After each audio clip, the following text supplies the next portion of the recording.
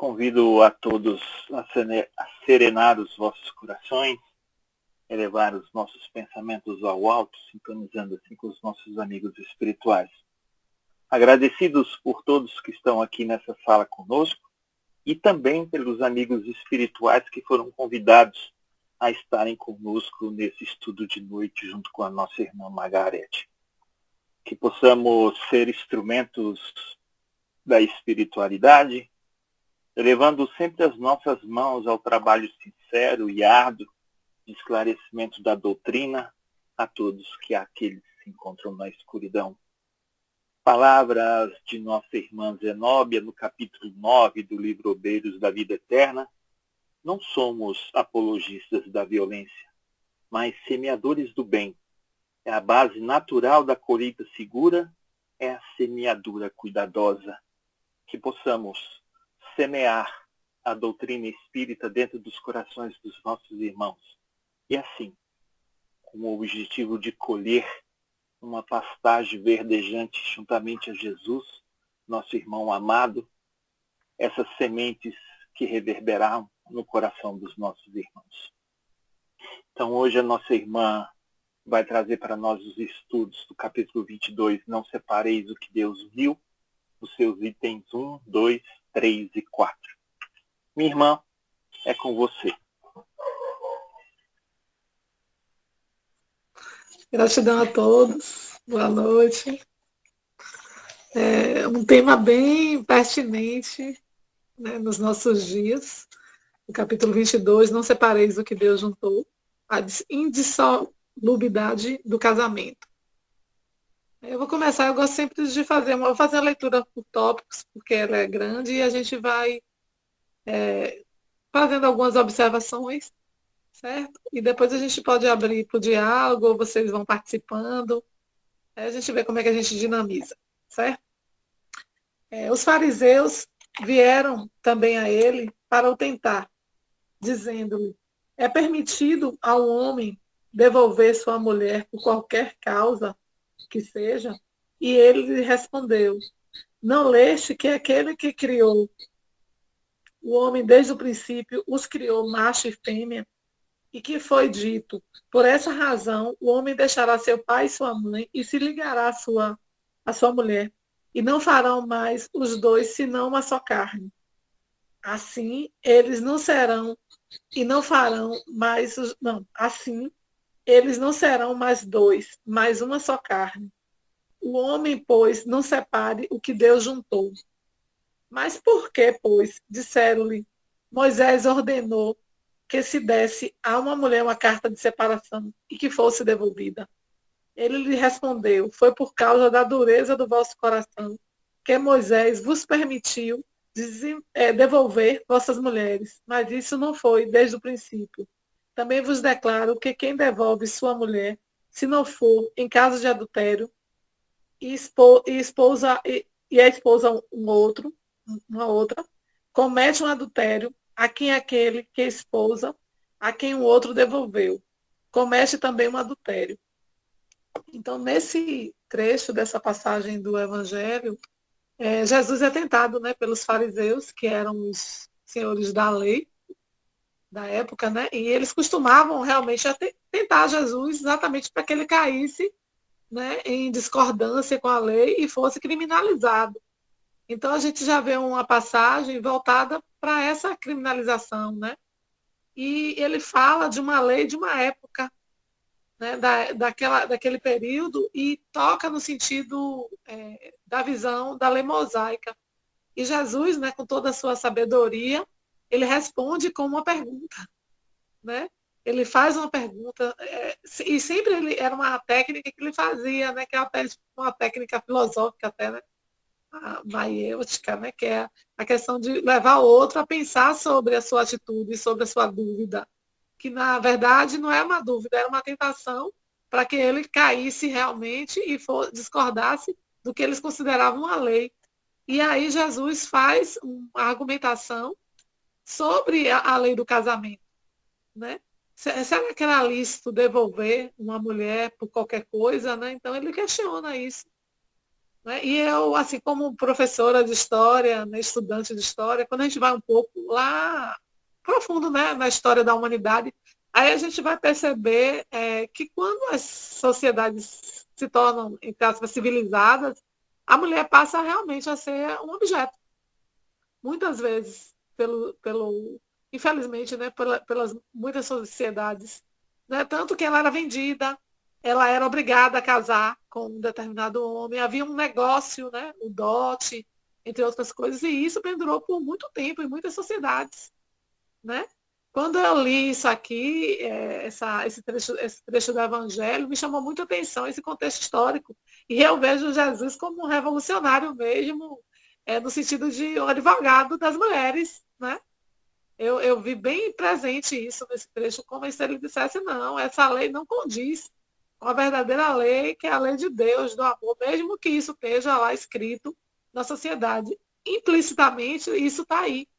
Né? Mas ele não poderia ir contra uma lei que era de um local, como existem outras leis. Até hoje, né? Existem sociedades que ainda apregoam isso, como existem religiões que não aceitam que uma mulher se divorcie de um homem, até bem recente, vê que a lei do divórcio no Brasil ela tem menos de 60 anos.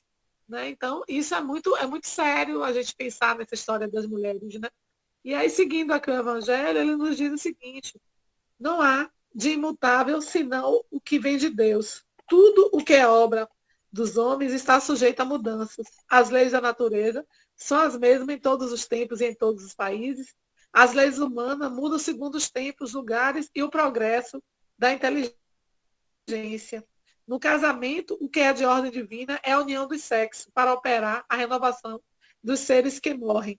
Mas as condições que regulam essa união são de ordem tão humanas que não há no mundo inteiro, e mesmo na cristandade, dois países em que eles sejam absolutamente as mesmas e que não haja um em que elas não tenham sofrido mudanças com o tempo. Disso resulta que, aos olhos da lei civil, o que é legítimo no país em uma época é o adultério, no outro país e no outro tempo. E isso porque a lei civil tem por objetivo regular os interesses das famílias. E esse interesse varia segundo os costumes e as necessidades locais.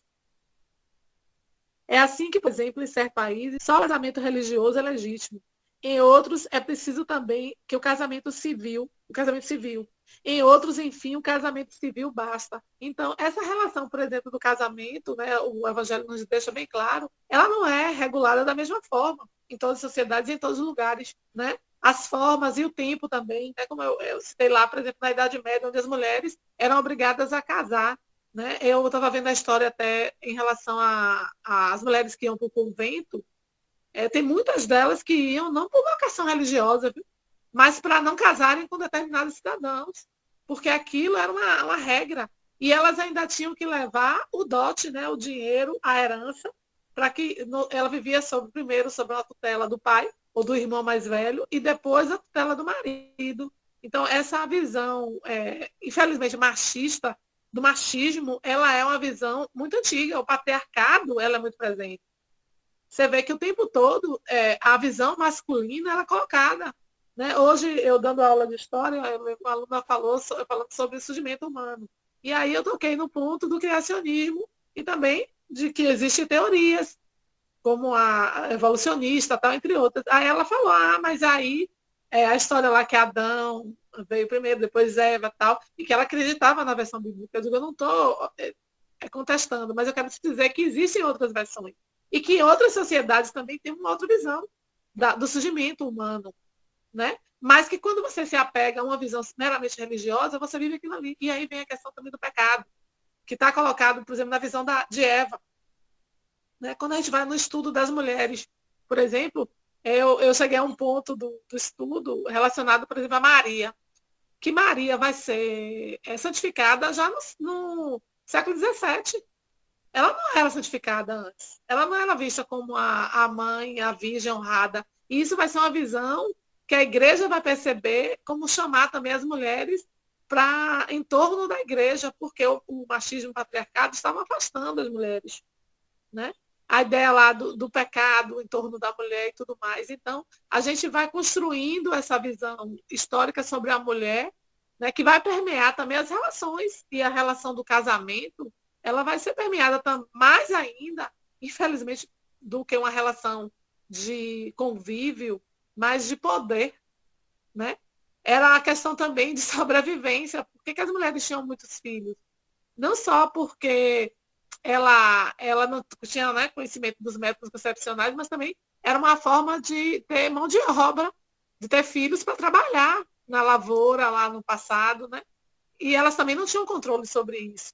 Então, a história infelizmente, a nossa história relacionada ao casamento, ela não vem da história de laços afetivos nem de amor, né? Lá, se a gente for olhar nos impérios, por exemplo, os casamentos eram feitos por acordos.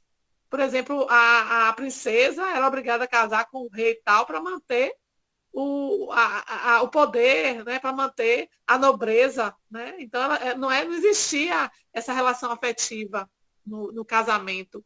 Né? E isso vai ser mudado ao longo do tempo, ao longo da história, ao longo das leis, como o próprio casamento também. Que o casamento ele vai ser uma formação, como é colocado aqui, e Jesus coloca isso bem claro, não só religiosa, mas também uma relação civil, uma relação de regras de leis. Né? E aí, dando prosseguimento, ele diz o seguinte: mas na união dos sexos, ao lado da lei divina material, comum a todos os seres, há uma outra lei divina imutável, como todas as leis de Deus, exclusivamente moral, que é a lei do amor. Deus quis que os seres estivessem unidos não somente pelos laços da carne, mas pelos da alma, a fim de que a afeição mútua dos esposos se transportasse para os seus filhos e que eles fossem dois, em lugar de um, a amá-los e cuidá-los e fazê-los progredir. Nas condições ordinárias do casamento, foi levada em conta essa lei de amor. Essa lei de amor, de nenhum modo, o que se consulta não é a afeição dos dois seres, que um mútuo sentimento atrai um para o outro, uma vez que o mais frequentemente se rompe essa afeição. O que se procura não é a satisfação do coração, mas do orgulho, da vaidade e da cupidez. Numa palavra, de todos os interesses materiais. Quando tudo está bem, segundo esses interesses, diz que o casamento é conveniente. E quando as bolsas estão bem combinadas, diz que os esposos estão igualmente e devem ser bem felizes.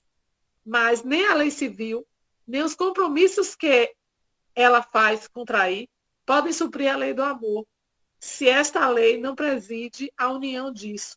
Resulta que, frequentemente, o que se une à força se separa por si mesmo, que o julgamento que se pronuncia ao pé do altar se torna um perjúrio, se dito como uma fórmula banal. Daí, as uniões infelizes que acabam por tornar-se criminosas, dupla infelicidade que se evitaria se nas condições do casamento não se fizesse a abstração da única lei que sanciona aos olhos de Deus, a lei de amor. Quando Deus diz, vós não sereis senão uma mesma carne. E quando Jesus diz, vós não separareis o que Deus uniu. Isso deve entender da união segundo a lei imutável de Deus, a lei segundo a lei variável dos homens. Então, aqui nesse trecho, ele nos fala exatamente sobre a união verdadeira, que é a união não meramente de assinar um documento ou ir a um altar, né? Mas a união realmente que se faz relacionada à união do espírito e do amor, né? A união verdadeira das escolhas. E que a gente sabe também que, mesmo que muitas vezes esse casamento comece com uma paixão, né? Que é também um sentimento passageiro, ela pode terminar, né? Ele pode acabar. E hoje a gente está vendo mais do que nunca os divórcios, né? Muitos casamentos dando errado. Eu passei por isso, né, na minha vida. E assim, essa observação para mim é bem presente, porque assim, eu tentei até um determinado ponto em que, para mim, era suportável. E quando eu vi que aquela condição, aquela relação não mais cabia, eu disse, não, chega, pedi muito discernimento, né, a Deus do que fazer, por onde caminhar, por ter uma família, por ter filho, né, uma filha, por ter... são famílias que se envolvem, é uma relação, mas que também a gente tem que observar até que ponto aquilo era verdadeiro, né? E até que ponto aquilo pode chegar. Então, o Evangelho também nos chama a atenção disso, né? Que as relações elas são feitas pela lei do amor. E que também nós temos também, pensando na relação espírita do casamento, acordos. Às vezes, não sabemos, né? Mas quem sabe que aquele cônjuge, aquela família que a gente viu, não foi lá um processo de inimizade em outra encarnação, de dificuldades, e que a gente veio reparar, né? Até de uma relação que foi doentia, não sei, né? A gente não sabe. E que aí a gente teve também aquele tempo de reparação e de amor e de vivência, como tudo, né? Então, a espiritualidade também nos chama a atenção para isso, que a gente tem que saber o ponto também de dizer não, cabe até aqui, como também não é por qualquer banalidade que a gente vai a terminar uma relação. E também, mais ainda, a gente não deve começar uma relação sem buscar conhecer, sem buscar ver. Né? E as primeiras relações já começam com a gente, que é o autoconhecimento. Né? A maioria das pessoas nem conhece a si mesma. Né? Tá lá o filósofo dizendo, né? Conhece a si mesmo. Né? A gente falou o tempo todo sobre isso. O amor, que a gente até falou ontem na palestra, né? A palestra que a Letícia fez sobre amar a si, amar o próximo como a si mesmo. Quer dizer, se eu nem me amo, se eu não me cuido, como é que eu vou amar o outro, né? E aí eu vou buscar o quê? Alguém para suprir minhas carências. Eu vou criar uma expectativa, eu vou colocar o outro por qualquer coisa. E muitos envolvimentos também vêm pela carne, né? A questão sexual, a aparência, o status, eu não vou ficar sozinha, então, ou sozinho, então eu vou ter qualquer um a qualquer custo. E aí, às vezes, a pessoa não tem nenhuma afinidade com você, mas aí você se envolve, e aí nisso vem filhos, que é uma responsabilidade muito séria, né? E vem outros problemas. Então, muitas vezes também o casamento acaba sendo um karma também, né? Ou uma limpeza desse karma, é um exercício. Né? Então, o Evangelho também nos chama a atenção sobre isso. A lei civil é, pois, supérflua, e é preciso retornar aos casamentos segundo a natureza? Não, certamente a lei civil tem por objetivo regular as relações sociais e os interesses das famílias, segundo as exigências das civilizações. Eis que, porque ela é útil, necessária, mas variável, deve ser previdente, porque o homem civilizado não pode viver como selvagem. Mas nada, absolutamente nada, se opõe ao que seja o coronário da lei de Deus. Os obstáculos do cumprimento da lei divina resultam dos preconceitos e não da lei civil. Esses preconceitos, se bem que ainda vivais, já perderam seu império entre povos esclarecidos. Eles desaparecerão com o progresso moral, que abrirá, enfim, os olhos sobre os males, sem número, as faltas, os próprios crimes que resultam de uniões contraídas, tendo em vista unicamente os interesses materiais.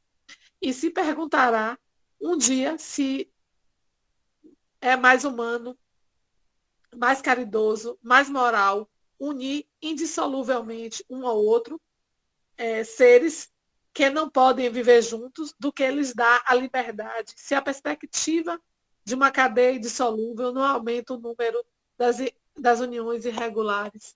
Né? Então, o Evangelho também nos chama a atenção disso.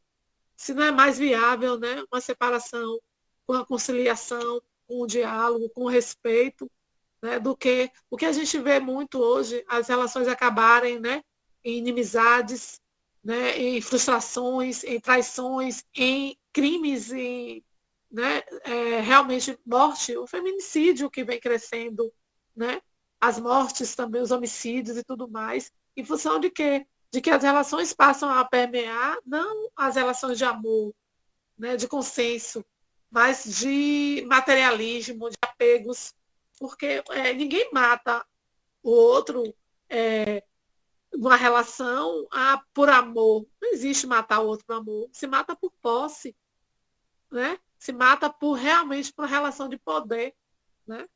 Eu fiz, assim, gente, essa foi o trecho da leitura, eu sempre faço, né, um estudo, Alberto já tinha me falado há algum tempo, e aí eu assisti algumas palestras, eu fiz algumas pontuações aqui que eu vou colocar e depois eu abro para vocês colocarem, viu? Então, dentro do Evangelho, eu percebo que o casamento é também uma ordem de progresso. Ele existe porque é uma forma também da gente progredir, né? Que nós somos seres individuais íntimos, mas também que a gente precisa do outro para exercitar a lei da evolução. Então, o casamento é um grande exercício para banir da gente o orgulho, para a gente desenvolver a paternidade e a maternidade que nos faz melhores. Porque, observe, se a gente tivesse consciência, por exemplo, que o nosso filho, nosso companheiro, nossa companheira fosse nosso inimigo, né? A gente não desenvolveria o perdão, o amor. Então, o casamento, ele vem também como uma forma da gente evoluir. Quem sabe lá como foi essa relação em outras vidas, né? E muitas vezes ele é um resgate. E ele também tem um tempo, certo? Então, o que, que a gente tem que entender com isso tudo? Que a nossa primeira relação, como eu falei, é conosco mesmo, com nós mesmos, né? É o primeiro aprendizado, é o entendimento individual. E a partir disso, a gente vai entender que a gente é um ser inteiro, a gente não é a metade, porque tem essa pregação também sobre o casamento, que a gente vai encontrar a outra metade, né? A metade da laranja, a tampa da panela, como se o outro fosse complementar a gente. E não é isso. Na verdade, o casamento não é complementação. O casamento são duas pessoas diferentes vivendo uma relação, construindo uma experiência.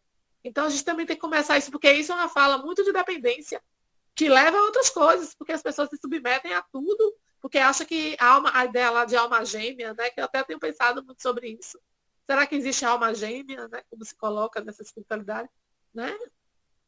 Eu creio que existe cada alma individual, mas que tem almas afins também, né, que se encontram por relações realmente de amorosidade, né, de evolução. Outra coisa também, a gente tem que sair desse jogo social, onde o matrimônio significa sempre uma instituição de união material ou de expressão social. Ah, eu vou me casar por quê? Porque é importante para minha família o casamento, mesmo que aquilo não seja o que eu quero. Porque a pessoa não pode optar nessa vida e não querer casar, em querer viver com o outro. Né? Existe também o livre-arbítrio, existe para isso, certo? Mas também que a gente não pode abolir o casamento, que é uma coisa também que o Evangelho nos diz. Não vai abolir as leis, porque a gente ainda vive num estado que a gente precisa das leis humanas, porque senão a gente pode se achar no direito de fazer o que quiser. Né? Imagine se não tivesse as leis. Como é que seria essa sociedade? Porque tem pessoas que mesmo com as leis elas não cumprem, que a gente está vendo aí, né? Imagine se elas não existissem. E o casamento também é essa experiência, né? Apesar que o Evangelho nos diz que o casamento ele é uma instituição que deveria ser de amor, dessas nuances, né? Para a gente desenvolver esse lado maternal e paternal. Tem uma palestra do Raul Teixeira que ele afirma, né, que ele fala que a união de duas pessoas não é só fundir-se, né, em corpo, mas que cada um sozinho se espiritualize e que ajude o outro como companhia, do sentido de crescimento espiritual, né? E não como dependência emocional, que muitas relações são geridas pela obsessão. Infelizmente, muitos casamentos estão nesse sentido, né? Tanto obsessão espiritual como obsessão carnal, né? E que nós somos o tempo todo levados a pensar o matrimônio não como uma forma assim dos contos de fada, né? Na verdade, os contos de fada terminam quando os casamentos começam, né? A princesa casou e aí que a gente vai viver a realidade. Então a gente não sabe lidar com as dificuldades, com os problemas, com os perrengues, com as diferenças com o outro, porque muitas vezes também as relações acabam sendo sem conhecimento, né? Como acontecia antes, quando a mulher era obrigada a casar, né? Muitas vezes ela nem conhecia aquele indivíduo. Ainda existem hoje religiões e instituições, né, lá no Oriente Médio, por exemplo, que é um consenso familiar do casamento, né, do dote e tudo mais. E aí vem muitas vezes o sofrimento, porque nem sempre o outro você vai ter uma empatia com o outro. né? E eu tenho que ver com quem eu me envolvo. Como é que eu sou uma pessoa que eu tenho uma visão hoje espiritual da vida, né? E eu vou me envolver com uma pessoa que quer estar o tempo todo no meio do carnaval, da farra, que tem vícios, que não busca realmente um conhecimento espiritual. Quer dizer, eu estou buscando uma aprovação muito grande para a minha vida, né? E que eu vivo muitas vezes também uma ilusão de que eu vou mudar essa pessoa, vou moldar ela ao meu bel prazer. Claro que eu não estou dizendo aqui que o outro, que a gente não aceite as diferenças, que o outro, às vezes, ele tem uma visão, mas é complicado. Às vezes eu vejo isso, por exemplo, a pessoa tem uma visão religiosa, o outro tem outra. Uma hora choca. A questão cultural, quer ou não, me perdoe se alguém pensa diferente, mas eu vejo isso como um fator importante também para manter um casamento. Porque senão não consegue, né? Não consegue ter um diálogo. E nem sempre, quando há um respeito, né? Eu conheço, por exemplo, pessoas que são católicas, por exemplo, casadas com uma pessoa que hoje é evangélica, mas nem sempre consegue conciliar isso. Nem sempre isso dá certo, né? Então a gente tem que entender isso. A gente está aqui numa terra de provas e expiações, com dificuldades diárias, né? Mas que a prática do amor é esse exercício. E que por mais que a gente conviva também com o outro, ninguém conhece ninguém profundamente, né? A gente está sempre se conhecendo. Às vezes a gente se desconhece, imagine o outro. Que o outro muda, que o outro busca também outras coisas, que a gente tem que entender esse processo também do outro, né? As relações, o casamento, quem tem experiência aqui de conviver sabe mais até, né? Que as relações antigamente, elas duravam, muitas vezes, claro, que era por um consenso da mulher, que era submissa, às vezes financeiramente, às vezes tinha dificuldade, né, de sair daquela relação com os filhos. Uma mulher, como era antigamente, se ela fosse separada, largada do marido, ela era vista quase como uma prostituta. E para muitas mulheres na antiguidade, o destino da separação, né, quando a mulher era devolvida, era o prostíbulo. Então, isso também era um sofrimento. Então, isso vai mudar ao longo da história, nos nossos dias, né? Quando a mulher consegue buscar sua independência financeira, ela vai se transformar também, né? Ela vai também buscar uma outra independência maior, que é o que a gente tem buscado hoje, que é a independência emocional, né? De ver os nossos sentimentos, de se vale a pena nutrir essa relação, e também de escolha, né? Que nem todas as sociedades, nem todo tempo as mulheres tiveram essa oportunidade, né?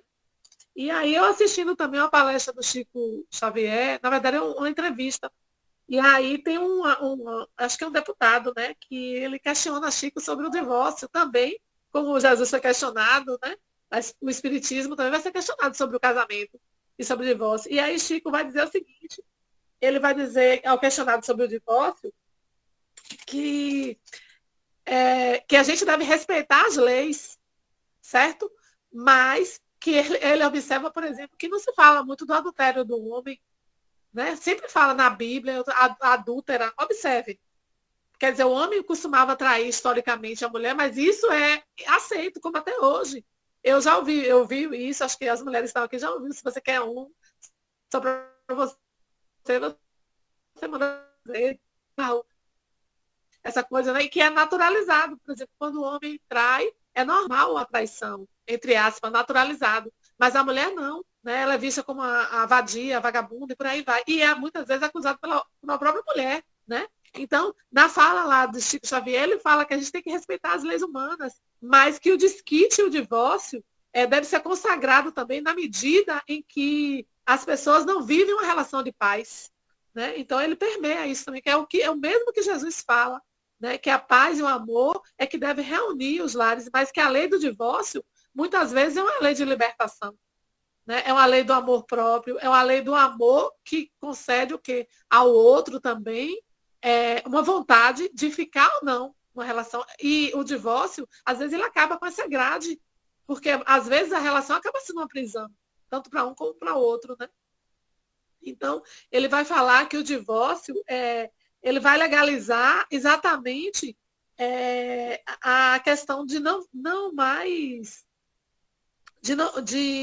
vamos dizer assim, não mais manter as pessoas presas em uma relação machista ou amoral, né? Que é muito melhor um homem ou uma mulher seguir cada um sua vida livre do que adulterar, né? Que está lá, é um dos mandamentos, não, né?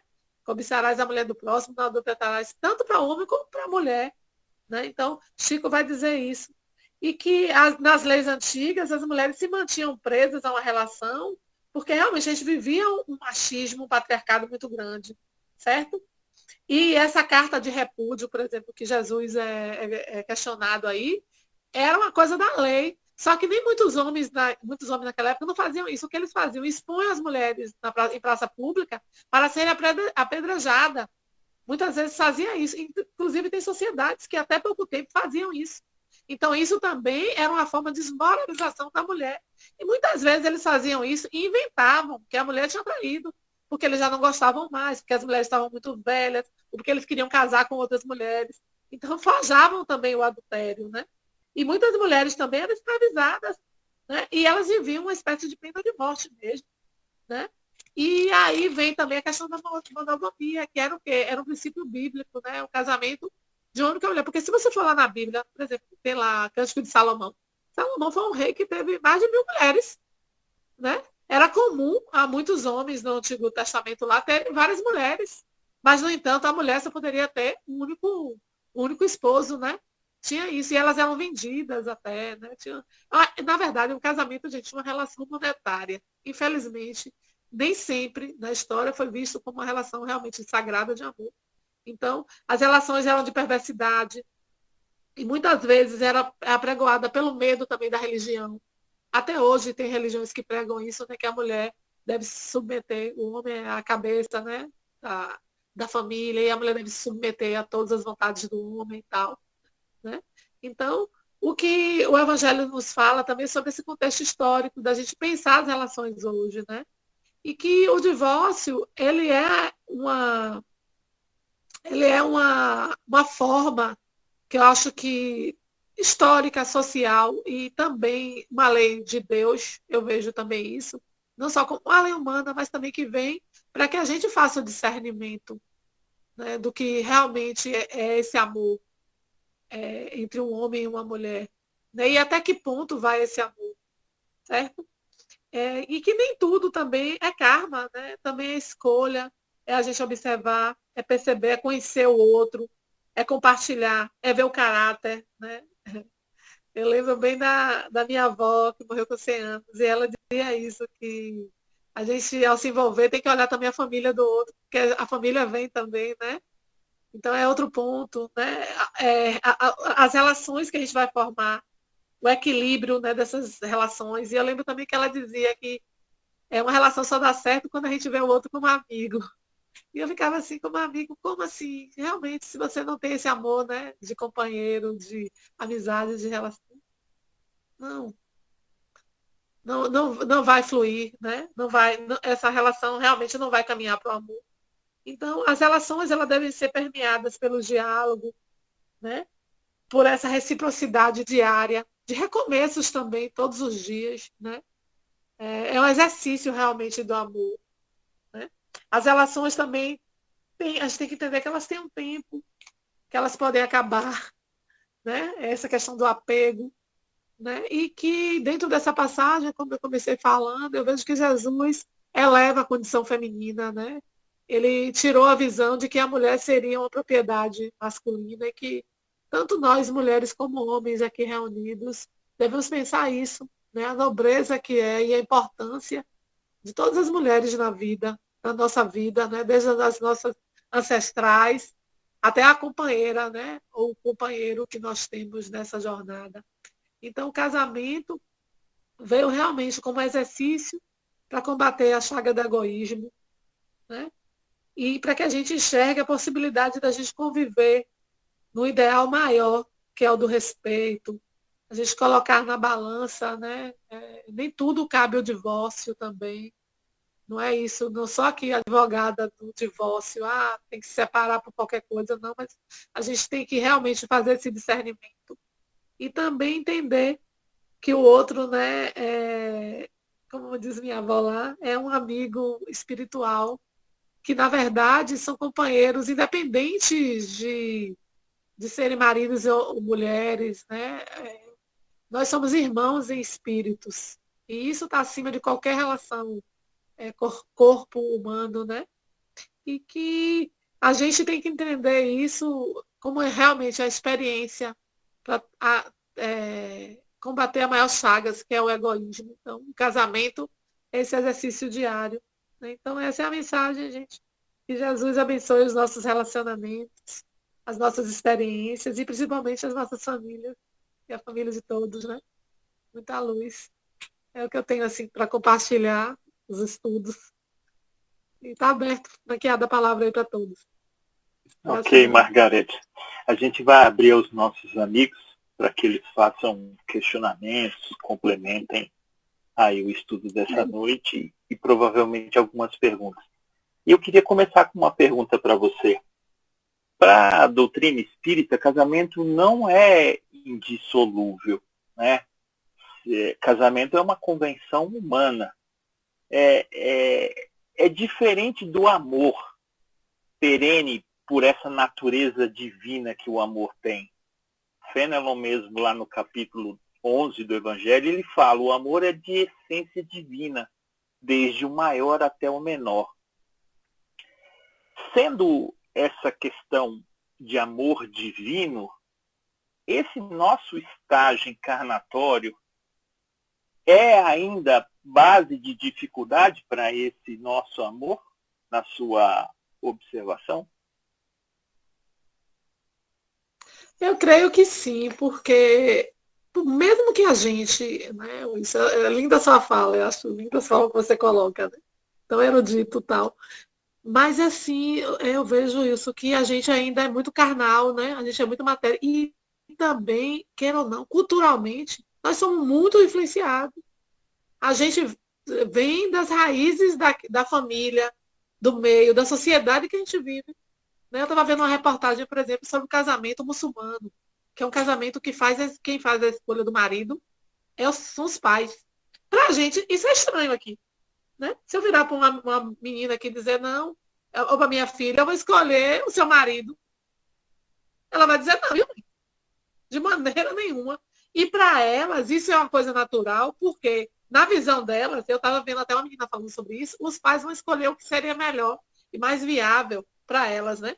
Aí ficam várias questões, mas será que ela vai desenvolver esse amor? Aí ela até, eu lembro que na reportagem a menina dizia que aqui no Ocidente, as mulheres se apaixonam, acham que amam antes do casamento e desamam depois. E que lá elas aprendem a amar depois do casamento, né? Então o convívio é que vai fazer o amor. Mas eu acho que essa questão da amorosidade realmente é uma coisa que envolve uma espiritualidade, porque a gente não pode obrigar ninguém a nos amar.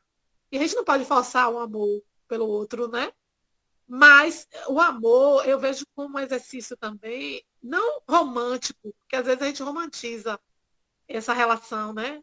Eu até brinco às vezes que eu digo, Hollywood acabou o amor verdadeiro. Porque você vê aquele amor de desespero, aquele amor que a pessoa faz qualquer coisa pelo outro, e não é isso, né? Eu acho que o fato, por exemplo, de eu aceitar que o outro não me ame como eu quero, é uma forma de amar. Né? De eu entender que uma relação, se o outro chegar para mim e dizer, olha, Margarete, não deu, não vai dar para a gente ficar junto e eu vou ter que entender isso e respeitar esse lugar do outro, né? É uma forma de amor, né? Eu entender também, eu perdoar o outro, porque assim, por exemplo, perdoar uma traição, né? Numa relação. Eu perguntar aqui a vocês, né? Eu acho que alguém aqui está aqui, acho que já perdoou, já tentou perdoar uma relação, uma traição, né? Numa relação. Eu acho que isso é um exercício de amor. Porque você entender o erro do outro, por exemplo, não é fácil. E nós também já erramos, né? Por exemplo, vocês, homens aqui, como eu falei, é legitimado a traição para vocês, né? Espiritualmente a gente sabe que é errado, mas socialmente, culturalmente, não. É naturalizado, infelizmente, né? Até, E aí são questões, né? Eu acho que culturalmente esse amor, né, a gente está muito distante. Isso, eu vejo isso.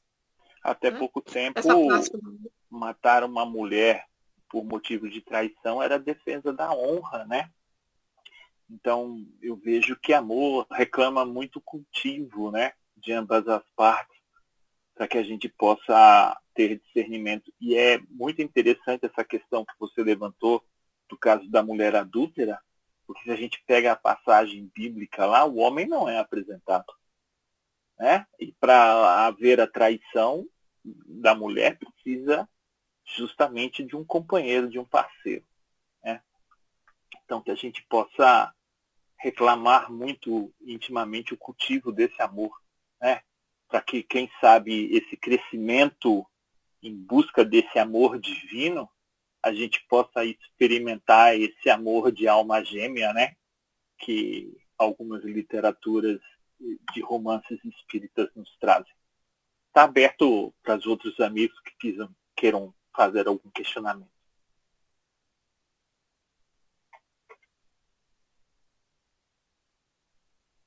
Eu acho que esse assunto casamento mexeu com todo mundo, hein, Mara? Não, mexeu comigo profundamente. O pessoal está meio preocupado com esse tema, hein? Não, mas eu só fiquei pensando assim, Margarete, você perguntou para eles, para os homens, né, o que eles acham do adultério.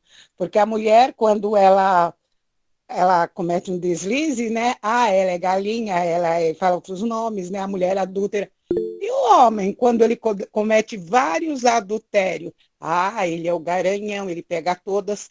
Olha a diferença, não é verdade? Ainda bem que você explicou muito bem, foi muito feliz, né? Nas suas mensagens, que hoje não somos obrigadas a aguentar, né? Aquele homem traidor, aquele homem do tanto faz, né? A gente também dá um tchau e benção, né? Porque a gente aprendeu que a gente não precisa mais ser aquela mulher antiga, aquela mulher submissa, que aceitava tudo do homem, né? Mas aí eu também quero a opinião desses homens aí. O que eles acham? Eles perdoariam a traição de uma mulher? Sem mentir, hein, camarada?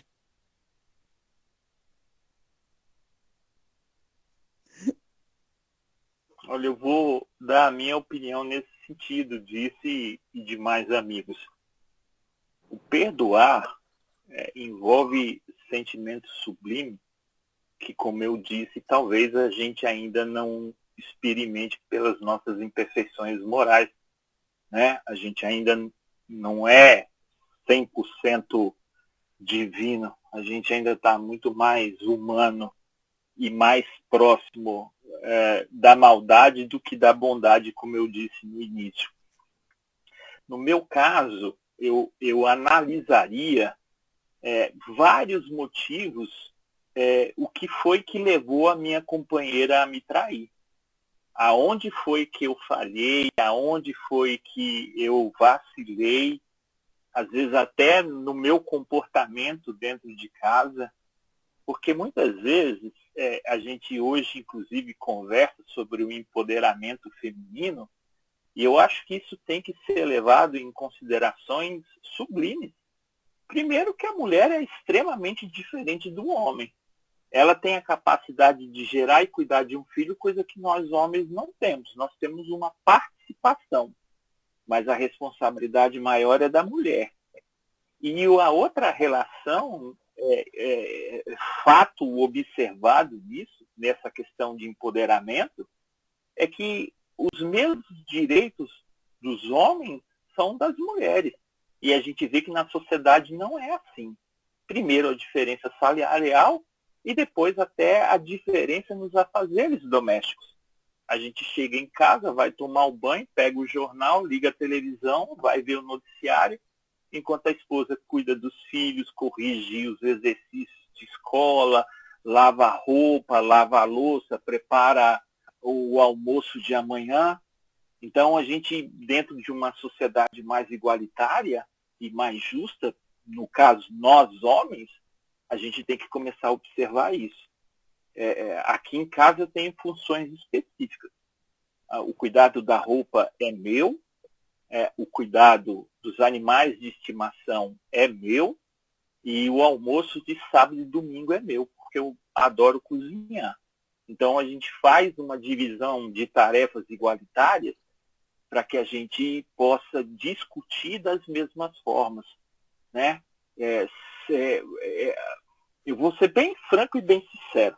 Minha esposa reclama muitas vezes da toalha molhada em cima da cama. Mas eu também não cobro ela, muitas vezes, da sua roupa íntima lá no box do banheiro.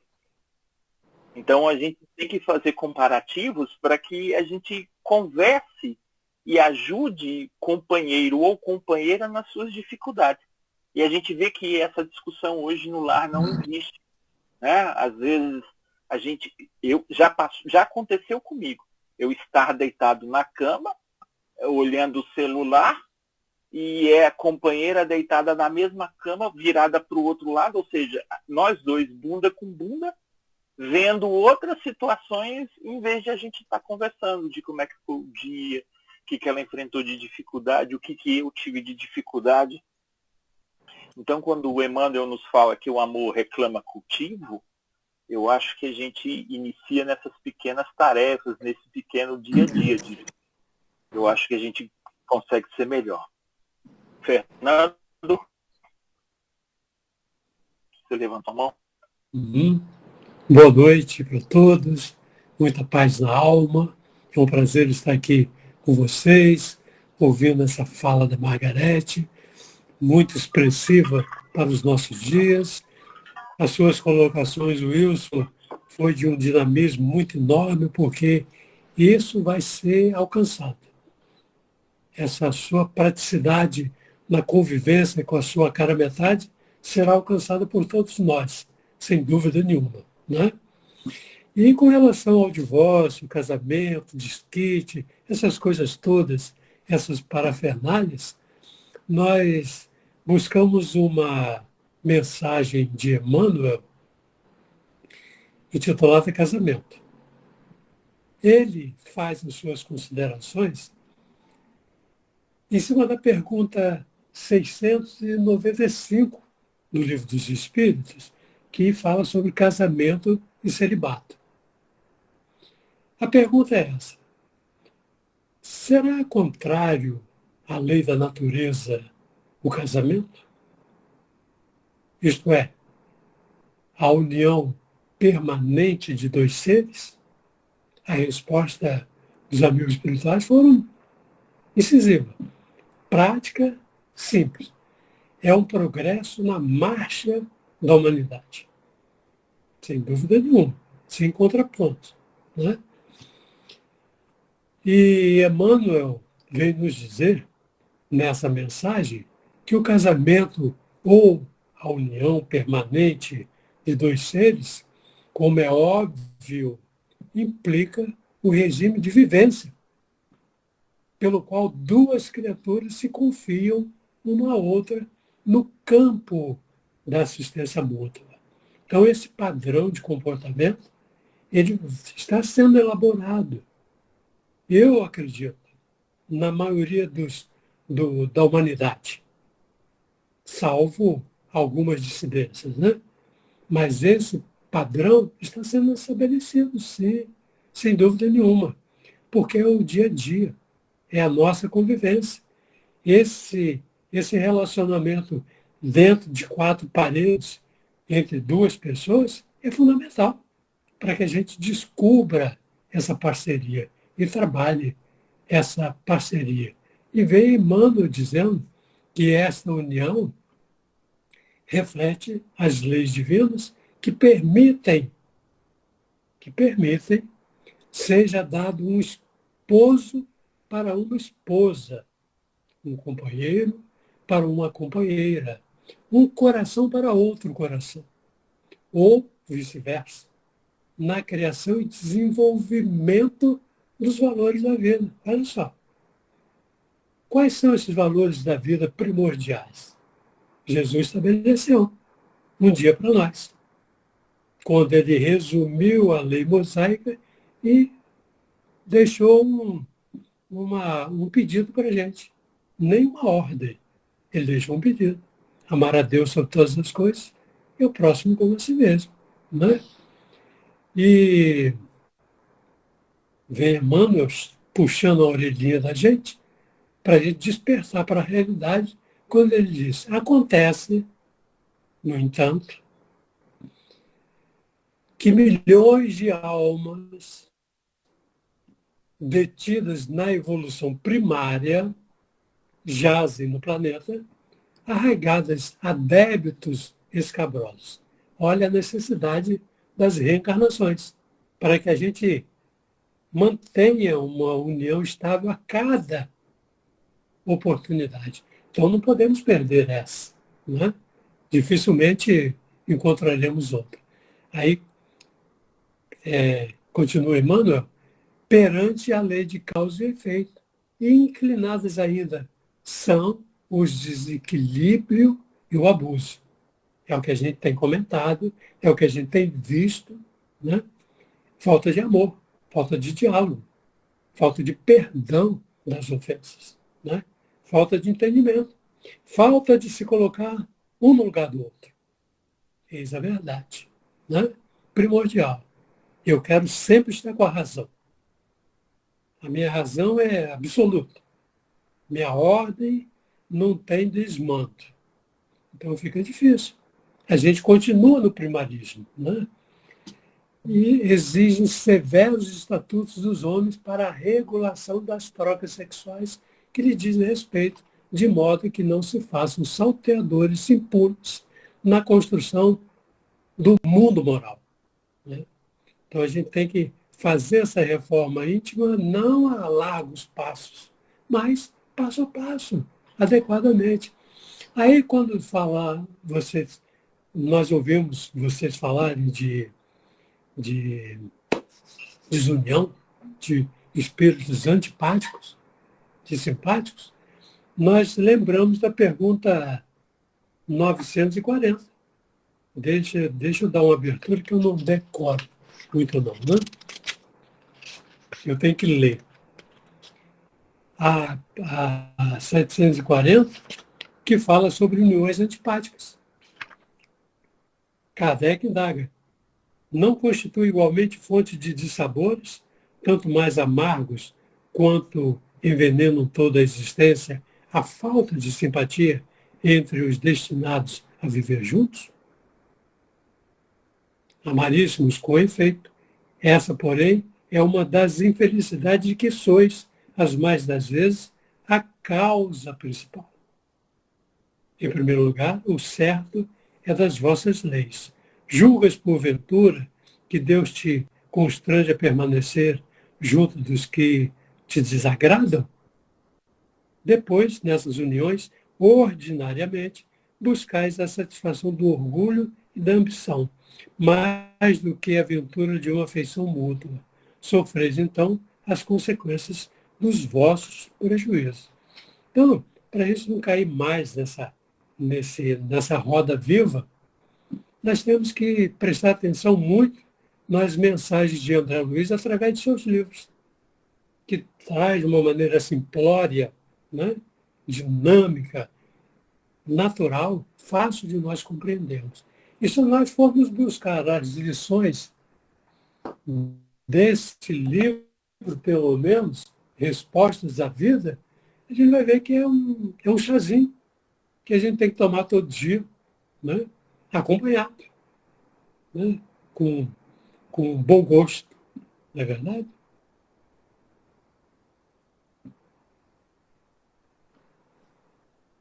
Obrigado.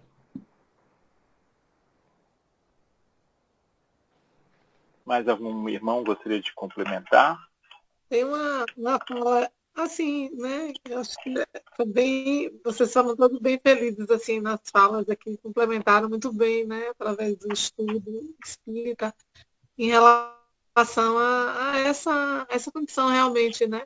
Tanto espiritual como material mesmo, em relação ao divórcio, mesmo sendo uma lei humana, ela tem uma importância, né? E o espiritismo, ele vai fazer o tempo todo essa reflexão sobre as relações humanas, né? Mesmo a gente, porque nós somos seres espirituais tendo essa experiência, né? E quando o Wilson também fala sobre ele se abrir para as relações, para esse consenso, né? Entender que ele, como homem, ele é um adulto funcional. É bem bacana isso, né? Que você não tem uma mãe, você tem uma companheira que você está ali para dividir realmente. Mas que é bem isso, gente, que as relações, acho que elas acabam no silêncio, né? Eu acho que a maioria das relações acabam no silêncio, quando não tem mais esse diálogo, quando não tem mais essa troca, né? Porque enquanto você não abrir isso, se abrir para isso, para que esse exercício do espiritual do amor vai, né? É. Oh, dá licença, Alberto. Vou dar o nome de todo mundo aqui, quem fala.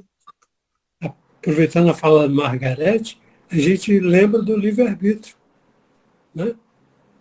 Somos livres para pensar, para fazer o que quisermos. Está lá na questão 843 do Livro dos Espíritos. Né? Então a gente tem que trabalhar isso aí. Agora, só cortando também o Alberto antes de falar, é muito interessante, né, Margarete, essa sua fala, porque a gente precisa estar muito atento aos gatilhos psíquicos das nossas reencarnações. Então, nós, ainda na roupagem masculina, provavelmente em outras encarnações, nós vivemos esse homem que apedrejou a mulher, que maltratou a mulher, que comercializava a mulher. Então, se a gente deixar esses gatilhos psicológicos aflorarem na atual reencarnação, a gente desperta todo um passado. Então, mecanismos da mediunidade de André Luiz, lá no capítulo 24, vem falar desses gatilhos. E esses gatilhos não são, o capítulo 24 trata de obsessão, não são só relacionados à pedofilia, ao sexo desregrado, a várias outras questões, mas são outras íntimas que muitas vezes a gente, hoje o machismo nada mais nada menos do que reverberar um passado nosso nesse presente. Então a gente tem que estar muito atento nisso. Alberto, a palavra é sua. Boa noite, pessoal. Margarete, levando assim o pensamento religioso de que a mulher é culpada, porque está lá na Gênese, né, de que ela é a culpada pelo erro da humanidade. A pergunta é o seguinte, no contexto de hoje, a mulher ainda traz essa culpa, o homem ela ainda se sente assim ameaçada, né, por esse crime, entre aspas, que o pensamento religioso impôs sobre ela. O que é que você acha nesse contexto atual? Ela ainda traz em si esse sentimento de culpa ou ela já se libertou? Eu acho que traz em si muito esse sentimento de culpa, primeiro porque vem da nossa ancestralidade, né? Quando o Wilson toca aqui sobre essa questão do passado da mulher, né? Das outras encarnações, por exemplo, a gente vai rememorar aqui, né? Talvez a gente tenha sido bruxas, considerado bruxas, por exemplo, ou bruxos, ter sido perseguido lá na Inquisição, como muitas mulheres foram, né? Se você vê, por exemplo, a questão das nossas origens aqui, indígenas e escravas, né, das negras, por exemplo, quanto sofrimento, quanta dor essas mulheres viveram, né? Quanta violência essas mulheres passaram, e que isso vem reverberando nos nossos dias hoje, né? Eu observo isso e essa dor do pecado, e que tem muitas nuances religiosas que pegam trechos, né, bíblicos e colocam essa interpretação da mulher pecadora, né? Como eu falei, né, que a Igreja Católica, por exemplo, ela não que ela inventou a santidade de Maria, mas ela utilizou disso para trazer as mulheres para a igreja, porque as mulheres estavam se afastando, porque a visão da igreja era altamente machista, principalmente da Igreja Católica, né? Foi um dos pontos, e que hoje também ainda reverbera nas igrejas pentecostais, né? Quando as mulheres muitas se submetem a todo tipo de relação para não se separar, porque ela tem que ter um varão, eu já vi muito isso, que ela tem que se manter ali, né? Tem que aceitar o adultério, e por aí vai, né? A própria violência ainda que está aí. E tem um outro ponto também que eu observo, que muitas mulheres hoje elas se perderam, no sentido assim, não é uma crítica ao feminismo, mas muitas mulheres passaram a ter atitudes masculinas, né? Essa questão, o homem vai trair, então eu vou trair também, né? Como se vou fazer um erro pagar um erro com outro erro, né? Eu vou ter uma vida promíscua, como se isso fosse uma vida de liberdade. Então, infelizmente, a gente saiu de um processo muitas vezes repressivo, patriarcal, do machismo, para uma liberdade descabida. E a gente também, enquanto mulher, a gente muitas vezes tem se perdido dentro desse contexto, né, da liberdade e do pecado. Né? Então, são questões também, como eu já coloquei antes, que além do lado que a gente tem buscado aqui entender, o lado espiritual, tem um lado cultural que é muito forte, que é muito presente, um lado histórico muito presente, e que vem se cobrando da gente isso. Né? Eu já vi mulheres fazendo, por exemplo, falam que a menstruação seria o pagamento dos erros lá, que eu estou pagando o pecado de Eva. Né? Eu até comentando sobre isso, falei, como é que eu vou pagar o pecado de uma outra pessoa? Não, eu vou pagar os meus próprios erros. Não é pelo erro do outro. E que vem se colocando isso. Então, essa visão, demonizando a mulher, colocando a mulher como ou entre a santa e a pecadora. Que seria santa é aquela mulher que aceita tudo, né? Que fica naquela resignação, o marido traiu, mas está tudo certo, sofre uma violência e vai aceitando, vai se submetendo, a submissão, entre aspas, acaba sendo uma santidade, né? Tem religiões e tem culturas que pregam isso. E, infelizmente, a gente vê. Agora, espiritualmente, eu vejo assim, nós precisamos ainda buscar essa libertação de ver o outro, o companheiro ou a companheira, como um irmão de alma, como alguém que está ali com um consenso realmente de crescimento espiritual. Né? Ninguém vai na vida, chega na vida do outro aqui à toa. Ninguém se encontra por acaso. Não existe isso. Mas também que nós temos o livre-arbítrio, como foi colocado aqui, as nossas responsabilidades. Né? Quando eu vejo, por exemplo, as pessoas se envolverem sexualmente e aí tem um filho aqui na Bahia, não sei se vocês têm esse dado, mas mais de 60 mulheres são mulheres solos. São mulheres que criam filhos sozinhas. E elas não fizeram sozinhas. E onde é que estão esses homens, né? E existe uma seleção também das mulheres que são mulheres para casar, mulheres para se envolver. Infelizmente, tem muito isso. Né? Não se vê ali um corpo com espírito, não se honra aquele corpo. E muitas vezes a própria mulher não honra o corpo dela, né? Como a casa do espírito. Então, são vários fatores. É um assunto que acho que daria tempo da gente estudar aqui 2 anos, né, sobre isso. São muitos debates, são muitas visões, né?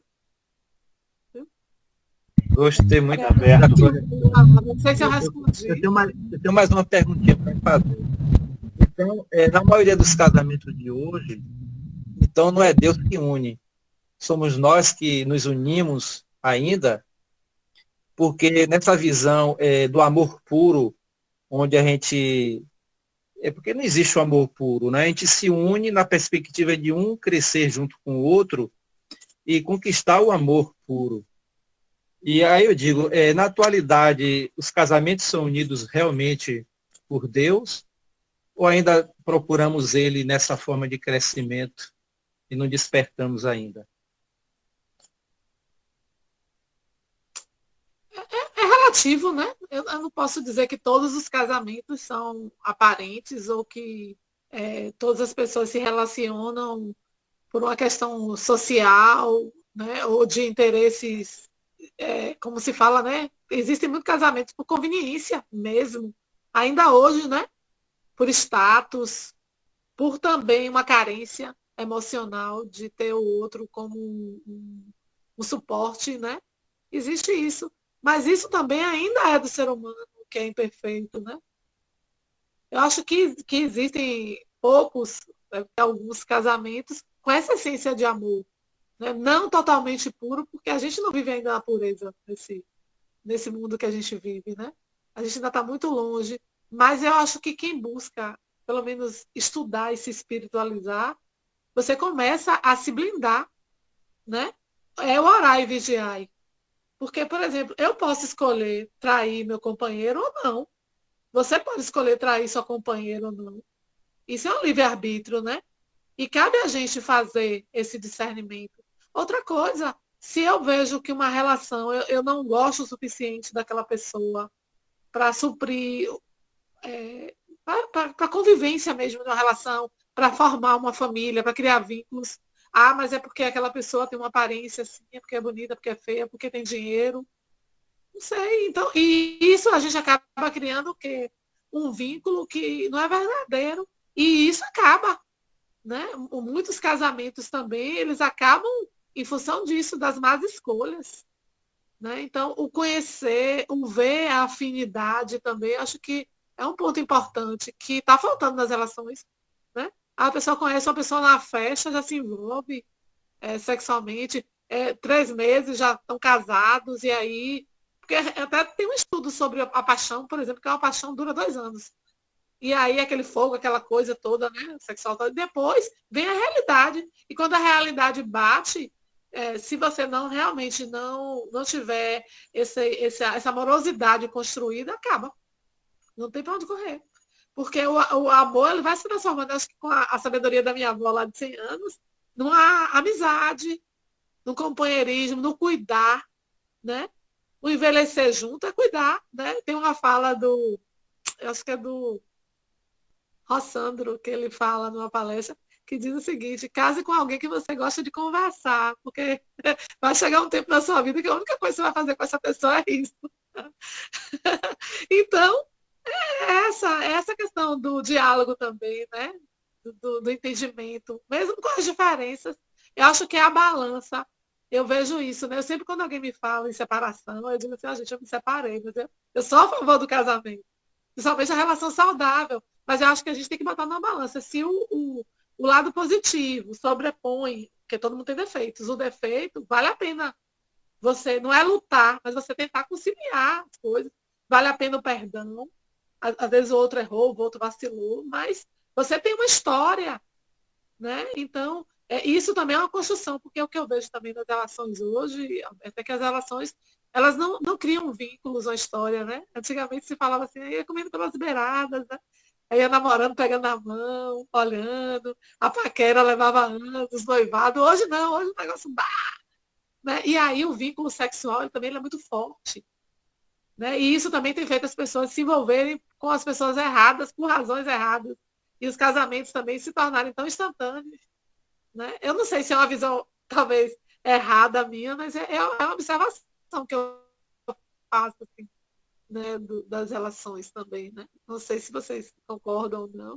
Gostei Tá livre aí. Gostei da franqueza, Margarete. Casa com alguém que goste de conversar, porque vai chegar uma época que só tem conversa mesmo, né?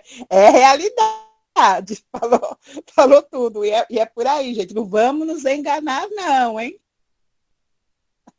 Adalberto, meu irmão, boa noite. Faça seu questionamento ou sua contribuição.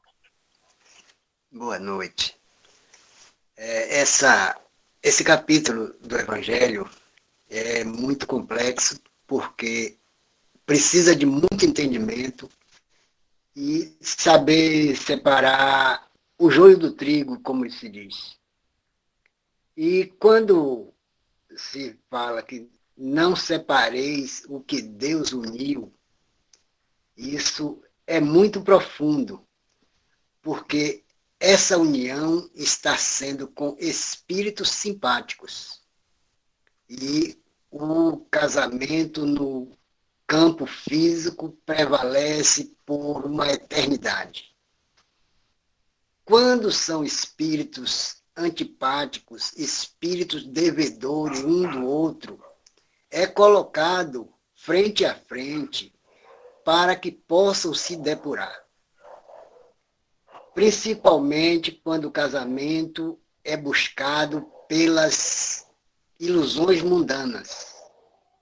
Eu vou casar com fulano porque eu vou me dar bem. Aí não está a união divina, está os interesses. E a passagem maravilhosa de Jesus, quando levaram Madalena, foi Madalena ao apedrejamento, Jesus escrevendo na areia, ouvindo todos aqueles que desejavam dar a primeira pedrada. Quando Jesus levantou a cabeça e que disse: quem estiver sem pecado, atire a primeira pedra. Aí foram tocados na consciência de cada um. E aí foi saindo os mais velhos primeiros. Foi saindo, ficando, terminou ficando só Madalena e Jesus. E Jesus perguntou, para onde foram aqueles que te acusaram? E aí ela disse, se foram. Aí Jesus disse, vais e não peques mais.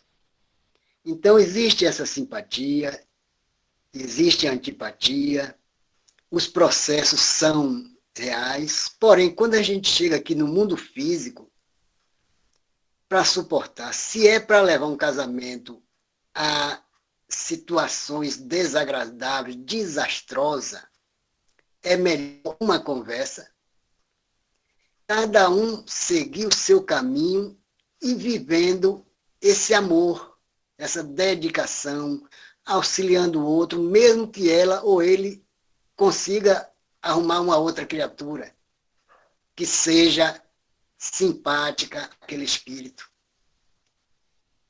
Porque a nossa visão ainda é de apego aqui na Terra. Mas cada um é livre.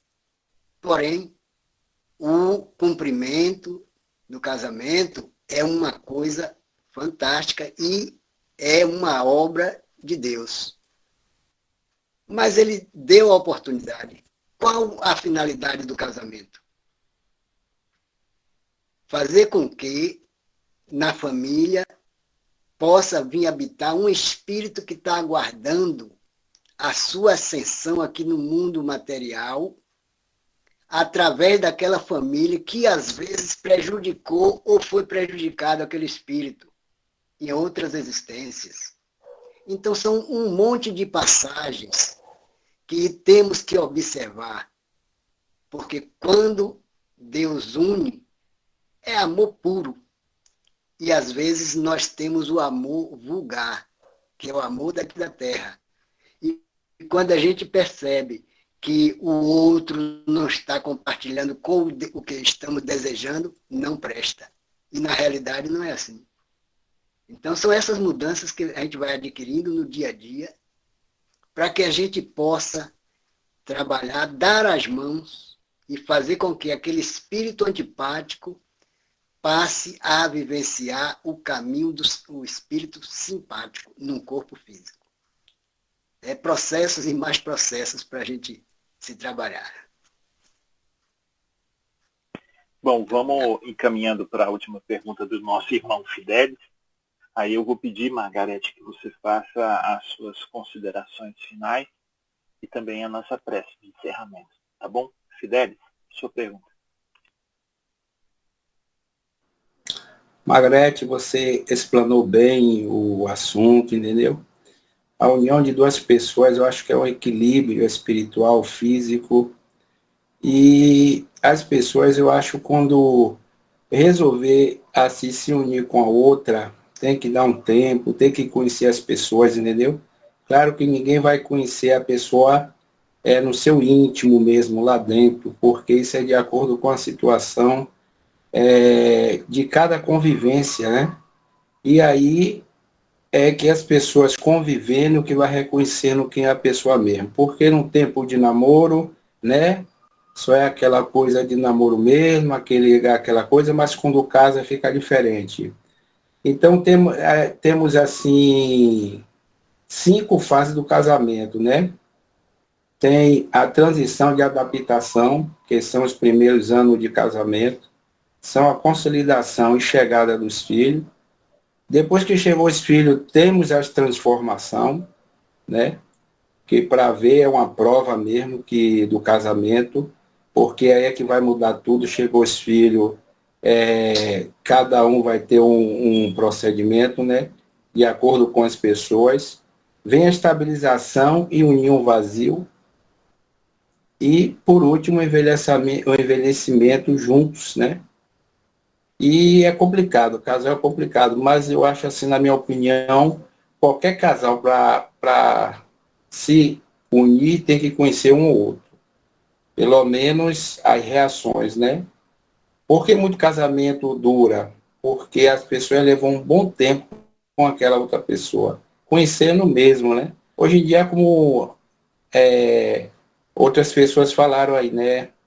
A pessoa conhece a outra por 3 meses casa. Não conheceu. Ali foi mais o que? Foi a simpatia, né? Achou bonito, a atração sexual. E aí depois tudo isso acaba. Mas isso aí não é importante. O importante é você conviver com a pessoa para depois você se juntar. Eu acredito nisso, entendeu? E é a minha opinião.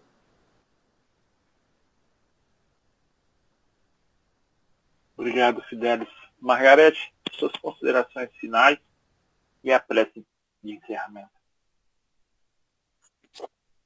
É isso, gente. É um assunto, né, assim, complexo, mas que eu acho que foi importante a gente fazer esse diálogo, né, a gente compreender a essência, né, da nossa existência aqui, enquanto seres espirituais, tendo uma relação terrena, carnal, né, onde tudo faz parte realmente de uma prática, de um estudo, de uma compreensão, que a gente não vai alcançar, né, numa vida só, e que a gente traz também de outras existências, enquanto espíritos.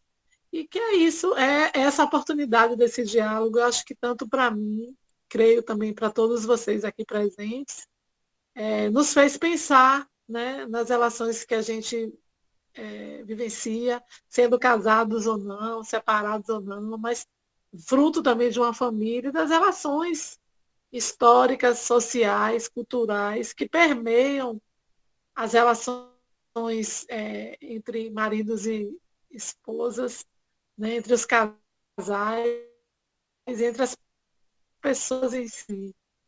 Né? E que isso é um exercício realmente de aprendizado, mas que a todo instante, em todas as falas, a gente vê que o exercício maior é realmente desse amor, né? Que quando Adalberto coloca aí, que é o tema dessa palestra, que não separareis o que Deus juntou. Então, o que a gente entende disso tudo, acho que finaliza isso tudo é exatamente o que está colocado aqui no título. Né? O que é de Deus, o que é verdadeiro, o amor que é puro, ele não acaba. Mesmo no divórcio humano, mesmo na separação carnal aqui, né? Mesmo nas dificuldades, essa essência do amor ela está presente na nossa vida e ela é o que é alimentada todos os dias com a nossa prática, né? Com a forma como a gente convive, seja num casamento, numa instância social que a gente conhece, né? De vivências, como também numa escolha de não viver mais essa relação. Né? Porque eu penso que a liberdade e o livre-arbítrio que a espiritualidade nos dá o tempo inteiro, da escolha, é exatamente para o nosso crescimento. Né? As nossas atitudes têm que ser voltadas para o bem. Não adianta a gente viver uma relação de tortura ou torturando o outro, ou se viver uma relação se sentindo numa prisão. Né? Porque a nossa alma, ela busca a liberdade, que ainda não é desse mundo, mas que a gente está aqui experienciando e crescendo. A nossa missão é essa. Eu sempre coloco, se a gente crescer 1% todo dia, no final do ano já cresceu 360%, que coisa linda, né? Então, esse exercício que a gente tem que fazer, se abrir para aprender. Eu acho que é o primeiro ponto. Abrir para a reflexão, para as relações. Né? Eu, enquanto mulher, as mulheres aqui presentes, vocês, enquanto homens, filhos, pais, esposos, amigos, né? A nossa condição enquanto seres aqui em estado de evolução. Então, que Jesus abençoe os lares, as famílias, as relações, né? E que esse amor profundo, puro, leve, né? Realmente se expanda nesse mundo. Acho que é uma lição que fica aqui. Eu sou muito grata aqui por essa troca, por esse aprendizado, viu? Por essas falas maravilhosas, viu? Por vocês estarem aqui. que quando eu falo, eu digo todo tempo, os primeiros ouvidos são os meus. Né? Então, o aprendizado é muito isso, essa busca do estudo é o que nos faz realmente diferentes, não melhores, mas é o que nos faz a doutrina espírita ser uma doutrina tão rica, tão profunda, né? Que por mais que a gente ache que tem as respostas, todo dia tem novas perguntas, né? Todo tempo. Né? Bem filosófico isso, mas é a mais pura verdade, né? E que a gente está aqui para aprender. Esse é o exercício para evoluir. E que a gente evolua nessa amorosidade, né? Que a gente aprenda a dor, que a gente sabe que existe, mas que a gente aprenda também com a leveza, né? Que a gente aprenda a amar com mais tranquilidade, com mais respeito, e ver o outro como uma missão da amizade, que acho que é o amor mais puro, né? É aquele que não vê os interesses, mas vê o bem que a gente pode proporcionar e que o outro pode nos proporcionar como um presente divino. Né? Eu vejo isso. Então vamos fechar os nossos olhos, vamos respirar profundamente. Respirar umas 3 vezes agora, encher os nossos pulmões de ar.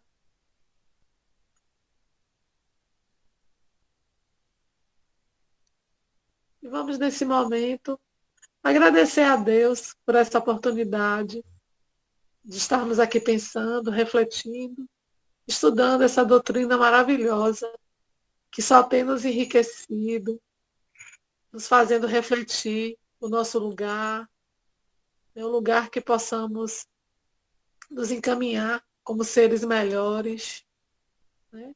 Buscando essa centelha e semeando o bem. Então, nesse momento, nós te agradecemos, Senhor, por estarmos aqui, pelo discernimento, pelos espíritos que nos guiou nessa fala, que nos ouviu, que nos auxiliou, que nos auxilia todo o tempo.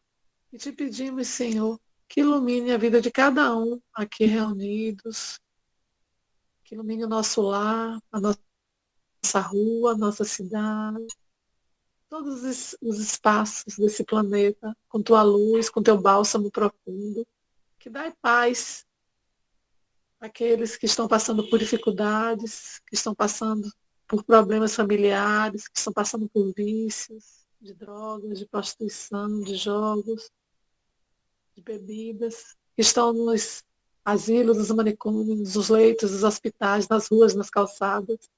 Te pedimos também, Senhor, que ilumine a mente desses governantes do planeta para que eles cumpram a missão maior, que é fazer o bem social, transformar a sociedade para o bem comum, que as leis sejam para o amparo, para o crescimento, não só para a punição, mas para o entendimento. E que tua luz, Senhor, se faça nesse mundo. Penetre em nosso ser, e que nós, com essa centelha que nos envolve, possamos ser semeadores, né, do bem maior. E que tua presença esteja sempre conosco. Te agradecemos por tudo que tu nos deste gratuitamente, pelo ar, pela água, pelo vento, pela chuva, pelas flores, pelos animais, pelo alimento, por toda a natureza, pelo sol, pela lua, pela chuva, por tudo, Senhor, que tu nos deste. Só a gratidão por essa existência, por essa oportunidade de crescermos. E que as uniões desse mundo possam realmente viver essa essência desse amor puro, para que as separações desnecessárias não ocorram, né? E para que a gente evolua sempre no bem.